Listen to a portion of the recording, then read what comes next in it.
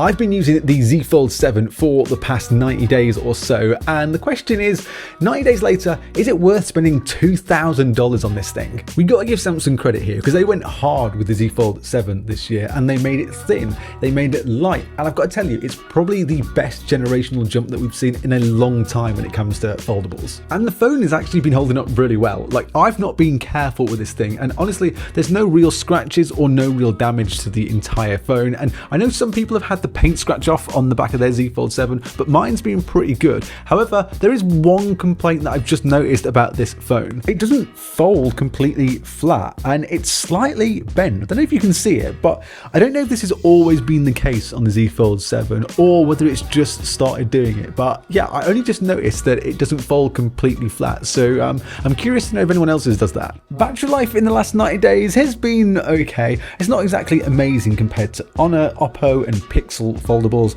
and it does meet to the end of the day, but it never gets you more than a full day's charge. And since using the Pixel 10 Pro Fold, you really miss having the Qi 2 magnets built into the back of this thing, so I hope Simpson can add that next year. I don't really have any complaints about the cover display. It's honestly pretty perfect, and the way that I use the phone around about 80% of the time. And honestly, it's pretty much the same for that inner display. My only complaint with this one, if I was to have a complaint, is that crease has got slightly worse over the last 3 months or so, and it's not sometimes quite bright enough on really sunny days. The biggest problem on this phone though is the camera. Taking pictures on the main lens are generally okay, and if you like Samsung's processing, then you're probably going to be fine with this, and it can take some really nice photos. Like, I've taken some of my favourite photos with this lens. It just doesn't mean that the quality is amazing.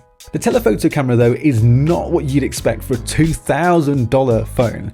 The photos are soft, they lack detail, and I can't really say much good about them. It's pretty awful in low light as well, so I'm not a huge fan. And this is the same for the ultra wide as well. In low light, it is really bad. There is no detail, and honestly, it is no good. In daylight, it is fine, but I'd still say it's pretty poor and not what you'd expect on a $2,000 phone.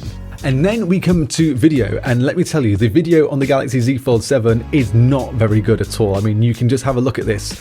Yeah, it's really, really poor. I can't lie to you, when I first picked this up a couple of months ago, I was really impressed what Samsung have done here, because they made it thin, they made it light, they made it like a slab style phone, and it made people take note of foldables. The problem is though, it's $2,000, and you have to really compromise to really want a foldable, and for me, I just don't think that the compromise is worth it.